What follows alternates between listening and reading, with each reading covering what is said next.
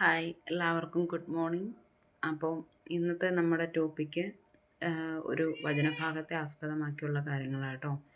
നമ്മൾ കേട്ടിട്ടുണ്ട്, നിങ്ങളുടെ പിതാവ് കരുണയുള്ളവനായിരിക്കുന്നത് പോലെ നിങ്ങളും കരുണയുള്ളവരായിരിക്കും എന്നുള്ള ഒരു ബൈബിൾ വചനം നമ്മൾ കേട്ടിട്ടുണ്ട്. അപ്പോൾ അത് റിലേറ്റഡ് ചെയ്യണത് നല്ല സമരിയാക്കാരൻ്റെ ഉപമ എന്ന് പറഞ്ഞ ബൈബിളിലൊരു ഭാഗത്തായിട്ടോ.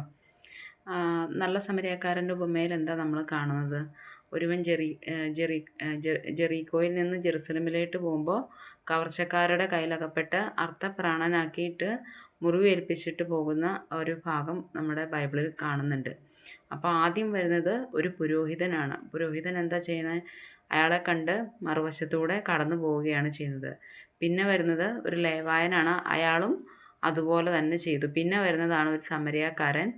അയാളെ കണ്ട വഴി മുറിവുകളെല്ലാം വെച്ച് കെട്ടി അതിൽ വീഞ്ഞും എണ്ണയൊക്കെ പുരട്ടി കൊടുക്കുന്ന ഒരു ഭാഗമുണ്ട്. പിന്നെ അയാളെ കൊണ്ടുപോയി ഒരു സത്രത്തിൽ ഏൽപ്പിച്ച് ഇയാളെ സൂക്ഷിച്ചു കൊള്ളുക, എന്തെങ്കിലും കൂടുതലായിട്ട് ചിലവാകുന്നുണ്ടെങ്കിൽ അത് ഞാൻ തന്നുകൊള്ളാം എന്ന് പറയുന്ന ഒരു ഭാഗമുണ്ട്. അപ്പം ദൈവത്തെ പരീക്ഷിക്കാൻ വേണ്ടി ഇങ്ങനെ ചോദിക്കുന്നുണ്ട്, ആരാണ് എൻ്റെ അയൽക്കാരൻ എന്നുള്ള ഒരു ഇതും ദൈവത്തോട് ചോദിക്കുന്നുണ്ട്.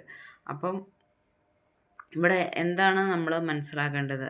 അതായത്, നിങ്ങളുടെ പിതാവ് കരുണയുള്ളവരായിരിക്കുന്നത് പോലെ നിങ്ങളും കരുണയുള്ളവരായിരിക്കും എന്നാണ് നമ്മൾ ഇന്ന് എടുത്തേക്കുന്ന ടോപ്പിക്ക്. അപ്പോൾ അതായത്, നമ്മുടെ ദൈവം വേദനകൾ കണ്ട് പിന്തിരിഞ്ഞ് അല്ലെങ്കിൽ വേദനകളെ കണ്ടില്ലെന്ന് നടിക്കുന്ന ഒരു ദൈവമല്ല. അപ്പോൾ ദൈവം എന്താ ഇവിടെ ആഗ്രഹിക്കുന്നത്? നമുക്ക് ചുറ്റും വേദനിക്കുന്നവരെ കണ്ട് അവരുടെ മുറിവുകൾ വെച്ച് കെട്ടി അവരെ ചേർത്ത് നിർത്തുന്ന ഒരു സമീപനമാണ് നമ്മളുടേതിൽ നിന്ന് ദൈവം ആഗ്രഹിക്കുന്നത്. പക്ഷേ ഇവിടെ ആദ്യം വരുന്നത് ഒരു പുരോഹിതനാണ്. പുരോഹിതനിൽ ദൈവചൈതന്യം നിറഞ്ഞു നിൽക്കുമ്പോഴും അയാളെ കണ്ട് മറുവശത്തൂടെ കടന്നു പോവുകയാണ് ചെയ്തത്. അപ്പോൾ ദൈവത്തിൻ്റെ ചൈതന്യം നമ്മളിൽ ഉണ്ടായാൽ പോരാ, അതനുസരിച്ച് പ്രവർത്തിക്കുന്നവരാകണം നമ്മളെന്ന് ഈ വചനഭാഗങ്ങളിലൂടെ സൂചിപ്പിക്കുന്നു. അതുപോലെ മറ്റുള്ളവരുടെ വേദനകളെ കണ്ടില്ലെന്ന് നടിക്കുന്നവരാവരുത് നമ്മളെന്നും ഈ വചനഭാഗത്തിലൂടെ ദൈവം നമ്മളോട് പറയുന്നുണ്ട്. ബൈബിളിൽ വേറൊരു പുസ്തകത്തിൽ പറയുന്നുണ്ട്, മുറിവ് വെച്ച് കെട്ടുന്നത് മുറിവുകളിൽ തേൻ പുരട്ടുന്നത് പോലെ ഉത്തമമാണ് ഒരു ബൈബിൾ ഭാഗങ്ങളിൽ പറഞ്ഞിട്ടുണ്ട്. അപ്പോൾ നമ്മളോട് ദൈവം ആവശ്യപ്പെടുന്നത് ഇതാണ്: നമ്മുടെ ചുറ്റും വേദനിക്കുന്ന മനുഷ്യരെ നമ്മൾ കണ്ടില്ലെന്ന് നടിക്കുകയല്ല ചെയ്യേണ്ടത്.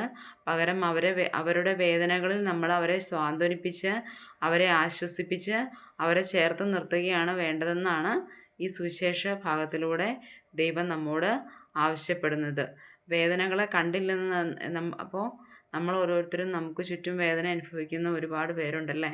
അപ്പം നമ്മളെല്ലാം നമ്മുടെ ജീവിതം നോക്കി അവരുടെ ഒന്നും വേദനകളെ കണ്ടില്ലെന്ന് നടിച്ച് മുന്നോട്ട് പോകുമ്പോൾ എന്താ ദൈവം നമ്മളോട് ആവശ്യപ്പെടുന്നത്?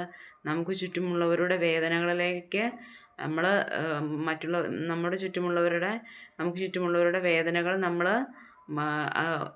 വേദനകളിൽ അവരെ ആശ്വസിപ്പിച്ച് അവരെ താങ്ങി നിർത്തി അവരെ എന്താ പറയുക, അവരുടെ ആ വേദനകളിൽ ഒരു ആശ്വാസമായി നമ്മൾ ഓരോരുത്തരും മാറണമെന്നാണ് ഈശോ ആഗ്രഹിക്കുന്നത്. അതുവഴി പിതാവ് കരുണയുള്ളവരായിരിക്കുന്നത് പോലെ നമ്മളും കരുണയുള്ളവരായിരിക്കാനാണ് ദൈവം നമ്മളോട് പറയുന്നത്. അപ്പോൾ ഇന്നത്തെ ഒരു ചെറിയ ടോപ്പിക്കാണ്.